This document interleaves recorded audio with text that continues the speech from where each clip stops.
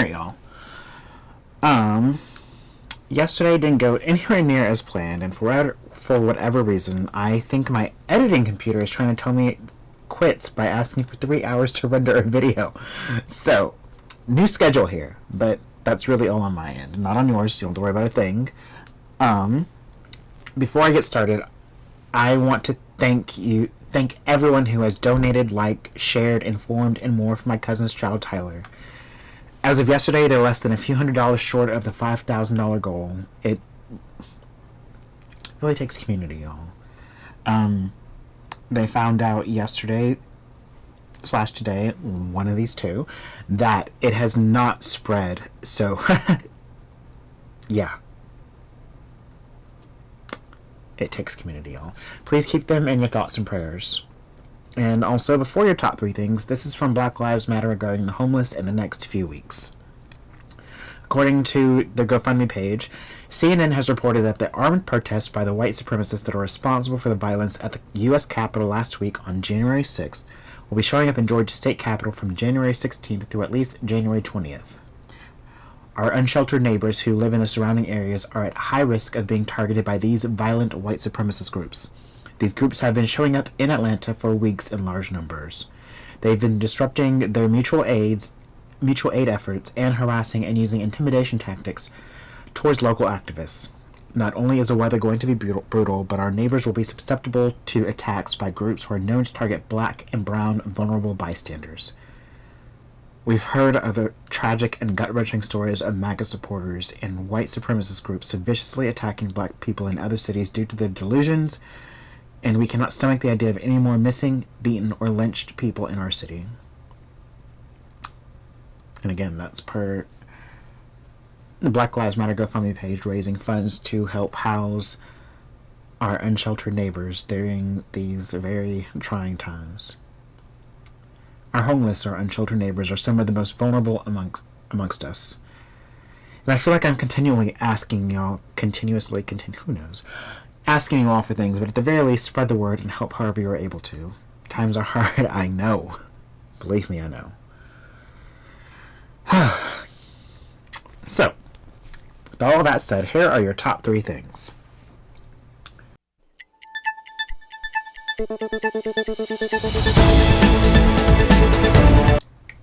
"45 takes no responsibility for riots and visits Texas." The 45th president on Tuesday took no responsibility for his part in fomenting a violent insurrection at the U.S. Capitol last week, despite his comments encouraging supporters to march on the Capitol and praise for them while they were carrying out the assault. His quotes, "People thought that what I said was totally appropriate." The U.S. shifts to speed COVID shots as cases and deaths rise. Barely a month into a mass vaccination campaign to stop the COVID-19 pandemic, the 45th presidential administration unexpectedly shifted gears Tuesday to speed the delivery of the shots. The move came after widespread concern over a slow start even as coronavirus cases and deaths reached alarming new highs. Health and Human Services Secretary Alex Azar announced a series of major changes to increase supply of vaccines and expand the age groups eligible, as well as locations where people can get shots. And here is the latest as of the afternoon that I'm recording this. The feds are considering sedition and conspiracy charges. As of 3:35 p.m., according to the AP News, federal prosecutors are looking at bringing significant cases involving possible sedition and conspiracy charges in last week's riot at the U.S. Capitol. That's according to acting U.S. Attorney Michael Sherwin, who provided an update on criminal charges at a Justice Department news conference on Tuesday. He says that some of the misdemeanor charges brought against the people who seized the Capitol were intended as placeholder counts, and that more serious charges, including sedition, are possible. He says the Justice Department has created a specialized task force that will look at everything from travel to movement of the individuals. And those are your top 3 things. These are incredible times that we are living in, at least for our country and the world. As a nation, we are at a crossroads, and the actions both in Congress and its citizens take will determine the future. In one article I read, it pressed as an imperative that Congress move to press forward with impeachment and removal of the 45th president. Their summary, one branch of the government levied an attack on the other. I think it was the New York Times, but fact check me on that. I always invite anyone to fact check me. Yesterday, I did something I never do. I asked someone on someone else's Facebook page to private message me and the two of us discuss. And to his credit, he did. And our exchange, though brief, was civil, but I'm going to be honest, I ghosted him. I didn't know how to respond. And it's not that he said anything uncivil or untowards. I don't know what answers I was seeking, and I don't know what I thought he could provide. I ghosted because all the scenarios I ran in my head left me sad. What would I gain from this, and what would he? Earlier this morning, I almost wrote in response to a different Facebook post. My biggest thing is I'm just tired, and at this point in the relationship, the different sides have in this country feel akin to an abusive relationship. And perhaps it is time the great American experiment ended and we go our separate ways. And I felt like that for months. The more... we just don't share common goals anymore. There's hair in my face and it's driving me crazy. Maybe this is the end of the great American experiment, but then again, I also felt for the past 220 years I didn't have a Senate representative in the Senate, and all of a sudden that has changed, so I don't know. Now, as I mentioned in previous news articles, and it is wine 30 around here, so... there are words being tossed around like sedition, so I undertook to look up what is sedition. Now, per findlaw.com, sedition is a serious felony punishable by fines and up to 20 years in prison, and it refers to the act of inciting revolt or violence against a lawful authority with the goal of destroying or overthrowing it. The federal law against seditious conspiracy can be found in Title 18 of the U.S. Code, which includes treason, rebellion, and similar offenses. Specifically, 18 U.S.C. something, I don't know what that squiggly line means. I should have asked my lawyer friend. 2384. Someone tell me what that squiggly line means. Section? I think it means section. Huh. What am I doing? According to the statutory definition of sedition, it is a crime for two or more people within the jurisdiction of the United States to conspire to overthrow or destroy by force the government of the United States or to level war against them. To oppose by force the authority of the United States government. I need to change that. To prevent, hinder, or delay by force the execution of any law of the United States, or to take, seize, or possess by force any property of the United States contrary to the authority of. Let's look at that second definition about prevent, hinder, or delay by force the execution of any law of the United States. Or, the first one, or the third one. All of them apply to so many different... You point out the ways. You tell me. I should have gone into this with my lawyer friend. Now, according to that same article, to get a conviction for seditious conspiracy, the government must prove that the defendant in fact conspired to use force. Simply advocating for the use of force is not the same thing, and in most cases is protected as free speech under the First Amendment. For example, two or more people who give public speeches suggesting the need for a total revolution by any means necessary have not necessarily conspired to overthrow the government. Rather, they're just sharing their opinions, however unsavory. But actively planning an action, distributing guns, working out the logistics of an attack, actively opposing lawful authority could be considered a seditious conspiracy. Ultimately, the goal is to prevent threats against the United States while protecting individuals' First Amendment rights, which is not always a clear distinction. Sedition differs from treason defined in Article 3 of the U.S. Constitution in a fundamental way. While seditious conspiracies is generally defined as conduct or language inciting rebellion against the authority of a state, treason is the more serious offense of actively levying war against the United States or giving aid to its enemies. Another way of looking at it is that seditious conspiracy often occurs before an act of treason. Again, all that's according to findlaw.com. I will post a link somewhere, because that's what I do. And I forgot to write this in there, but all of this has reminded me so much of the Whiskey Rebellion. And if you took AP US government, or government in general, then you can tell me more about the Whiskey Rebellion. But for those who don't know, and from what I can recall from so many years ago, is that it was the first test of the U.S. government to exert its federal authority. Something about levying tax against whiskey, and people used whiskey in a different way, and all of that other jazz, and they're like, you're not going to tax our whiskey, blah, blah, blah. And then the U.S. government had a decision. Are we a government that can enforce laws, or are we not? With the Whiskey Rebellion, it proved that the federal government had force. This is another test.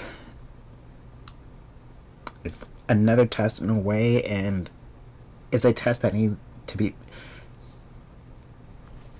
is a test that needs answers. That's one way of putting it mildly. If you're a fan of The Crown, as I am, and I am not saying that I want a monarchy in the United States, that would not be great for our democratic experiment. However, if you watch The Crown, then an argument that comes up time and time again is how the crown, the monarchy, is more important than one person.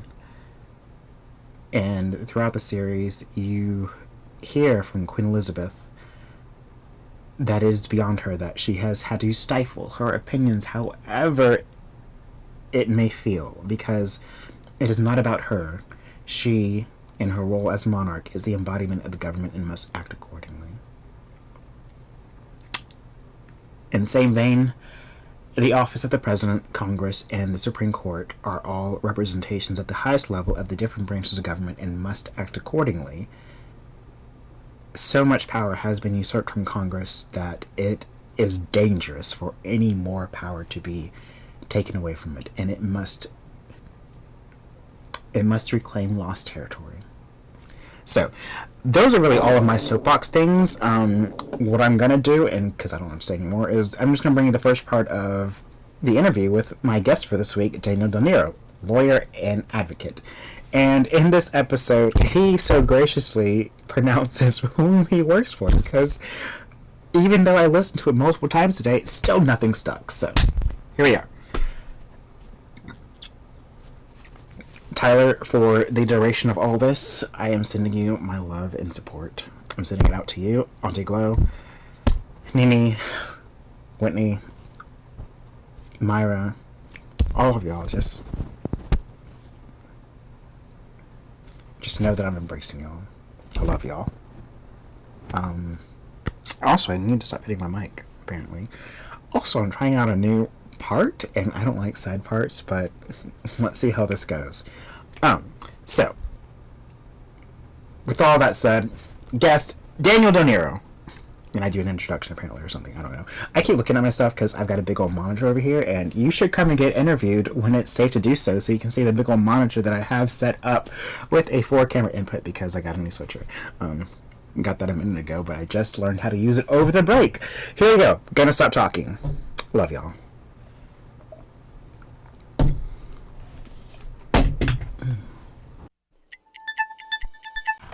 Alright, y'all, welcome back from the very long break. I don't know when this is going to air, but first guest of the year I have on a friend from college, our college days, Daniel Del Nero. He is a lawyer and works for, I'm going to let him pronounce it because I've forgotten already. Squire Patton Boggs. Squire Patton Boggs. You didn't live in Boggs Hall with us. You lived across campus. Yeah, I lived on East Campus Village, not Boggs Hall. I don't know if... because the Boggs is a famous politician named Tommy Boggs. I have no idea if that's who Boggs Hall's named after. That's going to be really interesting to research. Yeah. But anyways, he's agreed to be my first guest of the new year and this new season, whatever. I don't know. But anyways, so you are a lawyer. Mm-hmm. That's a good way to lead in. And I don't know what kind of law you do, but you said you were going to tell me. Sure. So I do a mix. Okay. All litigation. I don't do any contract drafting. I would rather beat my head against a brick wall than do that. Okay. So litigation means you get to go in there and argue with people? Yes, exactly. Okay, that sounds fun. That's why I enjoy doing it. Like, going in court's the fun part. Like, writing briefs, stuff like that is a little bit mind-numbing. But, right. Usually once or twice a month I get to go and actually enjoy myself. Oh. But some corporate litigation is basically two companies suing each other, usually for breach of contract, mergers and acquisition, gone bad. Some telecom law, where that could really be anything affecting phones. Okay. And then white-collar criminal defense. Okay. That's the most fun. Why is that? But just the cases are the most interesting. The law is usually clear. Like, don't commit fraud using federal wires. And they're clearly doing that. Well, no, usually they're not. Oh. Usually it's close. So it's very, very fact specific. So you're not even really arguing the law. Like in a lot of the corporate commercial cases, you're arguing over what the law means and you're arguing to a judge. But the criminal cases, the white collar cases, it's really a dispute as to fact. Everybody knows what the law is. It's been the same for 200 years. Okay. So it's really just which story are they going to believe? Is the jury going to believe your story or is it going to believe the prosecution story? And that's what it comes down to. Okay. So that's a lot more fun. Okay. A lot more dynamic. I could see where that could be a lot more fun. Like, that's the active getting up and doing part of law instead of the paperworky kind of law. Exactly. Yeah, you're kind of putting on a show for the jury. You have to actually, and your understanding the facts always change. Mm-hmm. There's always something that happens in a trial or in a hearing that you're not expecting. So you have to be able to kind of like be quick enough on your feet to deal with it. Pull your client out of the side and say, okay, why the hell didn't you tell me this going in? But it's just much more dynamic, and it's more of what you kind of see on TV. I was just wondering that. Like, it's like you read my mind.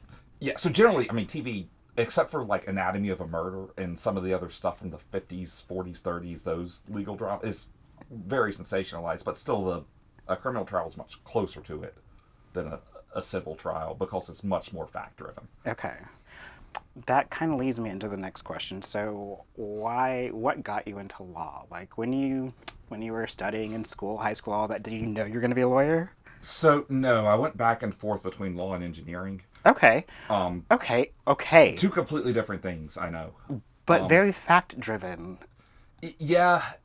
It's just at the end of the day, I decided to go to UGA instead of tech. Okay. And so that's really what drove that decision. I was looking at two paths, either go be an engineer or go a more liberal arts type degree and go to law school. I ended up deciding that I wanted to go to law and went to UGA, and that was really the driver. Okay. That could have been a completely different path. My brother, he went to tech and he studied mechanical engineering, and it's very yay for law. Let's just put it that way. Yeah, I think I would have gotten bored doing it. I would have been terrible at it. And when I'm bored, I'm not good. Okay. Like my attention span is not particularly strong. This is really entertaining for whatever reason. Like, yeah. So like my mind wanders constantly. So same thing with law. If it's a case that I'm not interested in, I have to find somebody else to do it, or I will screw it up completely. Okay. Like, I don't know why, but people with short attention span fascinate me and are the most interesting people because it's like you never know what's going to come out of their mouth next. Right, and it's just it's like acting, like you're just living in the moment. Mm-hmm. So there's always that. And we talked about you living across campus, but you also ran track and field and did pole vaulting at UGA. I did. I was a pole vaulter at UGA for 2 years. Third year of undergrad, I was like a student assistant coach. I was good enough to make the team, but not good enough to like have a real impact. Okay. So had a lot of fun with it. Met a lot of friends that through track that I'm still friends with to this day. Like 18 years later. Doesn't sound like we're that old. Okay, it's really weird when people talk about like college being like, oh, so long ago. And it's like, it wasn't that. It was like 2 years ago. Yeah, and then it feels like it was 2 years ago. And apparently, yeah, like it's over a decade. Right. That's terrifying. Almost two. Right. Let's not go that far. Yeah, no, that's crazy. I had a thought in there. Now I can't remember it. You've got me thinking about just being old now, and now I'm just focused on the like, oh my god, my life's no. Okay, so you do a lot, and then you also said that you have a company. You sent me, and I was looking at your webpage, and it's like a smattering of things on there. Sure, we make a number of things. It's me and two other partners. It's a manufacturing company. Basically, it's primarily liquid cleaning products that we can stick in a bottle. Okay. It was a startup that one of my neighbors, somebody who lived in my building, started, who has been in manufacturing for 30 years. They were looking at expanding the product line, needing to do some advertising campaigns, things of that nature. And so we always bounce ideas off each other. Uh-huh. So then when they were introducing a product line called Agent 420, which is a... Agent 420? It's called Agent 420. Okay. It's designed to eliminate marijuana smoke. So it is exactly what it sounds like. Okay. Were they having a trouble with marijuana smells in the building? Well, so... this particular guy lived next door to young Dolph, So Okay. yes, they were. And I'm assuming he's a rapper. he is a rapper. Okay. And so like the smoke smell for his unit kind of invaded my partner. So they had this product called Mold Monster, which really just eliminates mold. And so he started spraying it and realized, oh, it works for that too. Awesome. Okay, that's good to know. So yeah, so started a new product line. Changed the formula a little bit, but so then I joined the company. And I've been involved for about 3 years. It's been a ton of fun. It's so different than what I do at law, and we have around 90 different products. I saw it's like a nice mixture of products on there. Like it's something for everybody. It seemed on the website. Yeah, so it's mainly, I mean, it's really a few different groups. So it's mold eliminator, odor eliminator, and then a handheld fire extinguisher. I saw the handheld fire extinguisher, and I don't know why that intrigued me so much, but like, would you keep it in your car? Like, car and kitchen. okay. So it's really, if your house is on fire, you're not going to use our handheld one. Right. But it's perfect for a small car fire, RV fire, or like a kitchen fire. Like if you have Like a grease fire? yeah, Yeah. it's formulated so it puts out grease. You can't dump water on it, obviously, or you'll burn down your kitchen. Just ask my brother. I So feel like there's a story there. yeah, there's a few.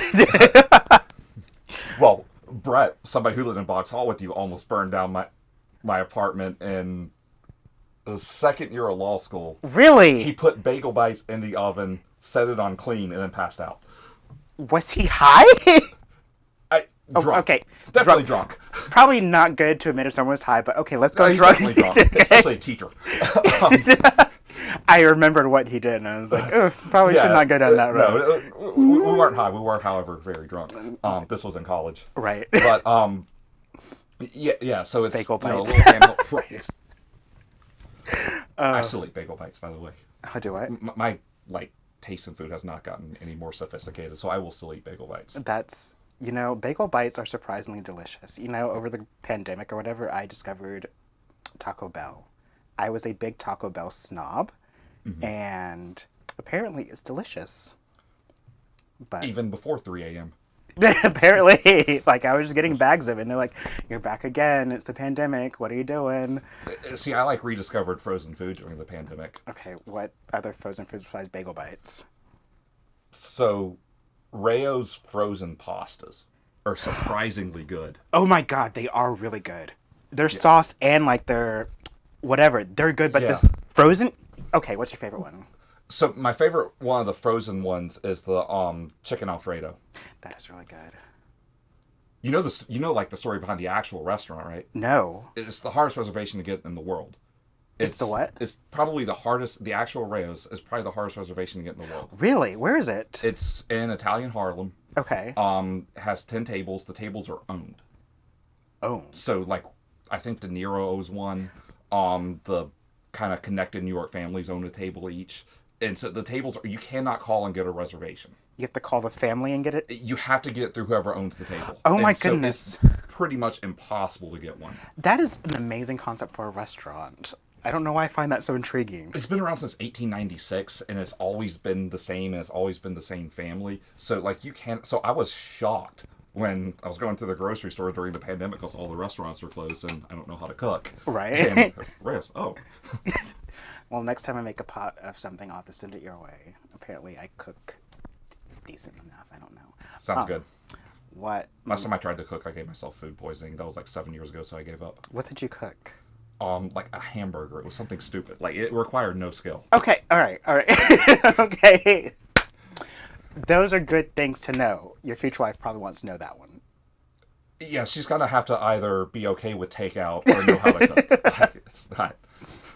That's not coming on me, or we'll end up in the hospital. That's fair enough. So, besides law and investing in business, what are some of your other passions? Is law really a passion, or is it just the arguing part that you enjoy? I do enjoy arguing. Okay, I could say that. No, so parts of law I'm passionate about. I do enjoy being an attorney. I mean, there's a lot of attorneys who hate it. They're miserable. They just want to find something else to do. I actually enjoy it. I love being in court. I love being in court. It's one of my favorite things to do. Aside from that, I still mountain bike. Okay. I still try to surf as often as I can. I used to be during the pre-pandemic. I would go a lot more because I had a bunch of cases in Florida. I had a bunch of cases in California. So I would just stay a day or two. Yeah, I would just stay a day or two extra. So if I'm somewhere like Wednesday through Friday for work, I would just stay 2 extra days and have some fun, enjoy whatever random city I'm in. And I was traveling around once a week. So going from that to just here, being stuck here where there's not that much to do. I mean, but there's plenty to do. It's just being in one space. Yeah. Like, I mean, you have a nice setup here. You have the house, the yard, the studio. You have a space that's meant to be home. Right. Nothing about my lifestyle was meant to be stationary. It was meant to be on the move. Right. I'm in a condo, in a high rise. Very quickly. So yeah, I mean, it's a big space. It's more space than I use, except when you're there all the time. Like it was just an adjustment. Yeah. Okay, I did not peg you for the surfer type. I don't know why, but I don't know. Well, I didn't say I was good. I said I enjoyed it. Who cares if you're good or not? Right. The big thing is that you enjoy it. Surfing would terrify me, but that's only because I'm afraid of water, even though I was a lifeguard. But You had to have been the world's worst lifeguard if you were afraid of water. no, Like, did you just point like, "Hey, that dude's drowning"? Somebody no, help like him? I could hop in. Like, okay, so a pool, I can see the bottom. I'm fine. Like, whatever. Like, and it was suburbia, so it's really just like, no, stop running, stop doing that, whatever. But deep, No, don't dive in. right? Yeah. Like you're going. I don't want to have to pull out the board and then pull you out of the water with your head all restrained, and that would be too dramatic for me. So don't do that. So you're more of a bouncer than a lifeguard. Right, especially in suburbia. But yeah, I know how to swim and all that. I just hate deep water. Like it terrifies me. Gotcha. Yeah. Yeah, I've always been comfortable in the water. You would have to be in order to surf. Like Yeah, if you were uncomfortable in the water, that would not be a Just- hobby that, especially living in Atlanta where you have to go out of your way to do it. right, like you're just like I'm going to go find some deep water and what's the best place you've surfed in? Probably the biggest surf I've ever been in was Ocean Beach, California. Okay. Near San Francisco. It's Okay. freezing, but I haven't been to Hawaii. I've never been anywhere exotic. Okay. But 'Cause, like I said, you have to be good to go to those places. I guess you wouldn't want to be the worst if you're going out in those because the waves, like from the videos I've seen, where they're like, They're big and like they break on shallow water. So like if you fall, you hit the reef, and you don't want to fall and hit a reef. If Right. you fall in deep water and hit sand, that's It's- fine. You just embarrass yourself, so you hurt your ego, not yourself. right, hurting yourself is bad. Ego is okay. Yeah, I'm used to hurting my ego. I mean, I do that pretty much on a daily basis. Okay. But yeah, you don't want to physically hurt yourself. I don't look forward to it.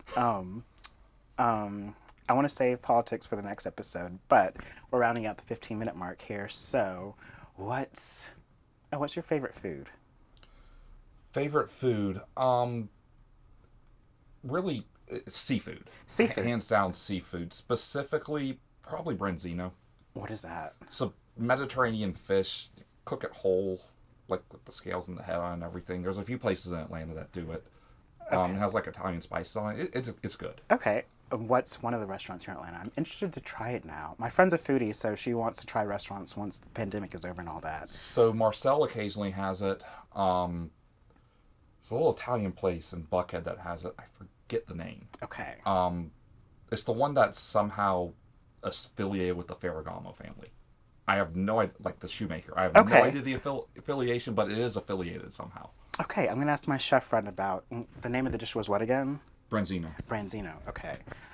That does bring up an interesting question given your last name. Are you Italian of descent or of Italian descent? I am. So Okay. my dad's family is Italian. My mom's is other. They're Okay. Southern. Can't trace it. Fair enough. Do you know what region of Italy? So there's kind of two different stories. One is more southern mainland, but it seems like the one that's probably more accurate is the like central mountainous region. Okay. Like the Piedmont area, I guess of that Italy? Yeah. Yeah, Piedmont, Dolomite area, somewhere around there. Okay. That seems to be the most likely. They immigrated here in 1890, so like the Okay. records that they had are handwritten. Like basically, apparently the way it worked is you would go to a priest. The priest would fill out the records for your immigration stuff. Really? And then you would get here. Yeah, 'cause they were the. I mean, I guess at the time in Italy, churches were the ones who kept kind of official records. So that's everything was filled out by a priest. I guess that kind of makes sense because, like, they would have baptism records, which would kind of be like the birth records back then, and then they would also have death. Okay, interesting. And they would have records of when you went through. I mean, obviously, especially then, the whole country was Catholic. They would have records of when you went through catechism, when you were confirmed, all that stuff. So, Were you raised Catholic? Somewhat. Okay. Somewhat. My family is not, or at least my immediate family is not religious at all. So, to the extent we went to church, we went to Catholic church, but we were not regulars. That would be putting it mildly. Just the high holidays. Yeah, we went on the high holidays until I was maybe 10, and then haven't been since. That's fair enough. Would like to say that's the way it was with my family, but they're a lot more religious than I am. But we're going to wrap the episode right there. I'm going to reintroduce us, and then we are free to talk about whatever, now that we have you introduced and all that other good stuff. Sounds good.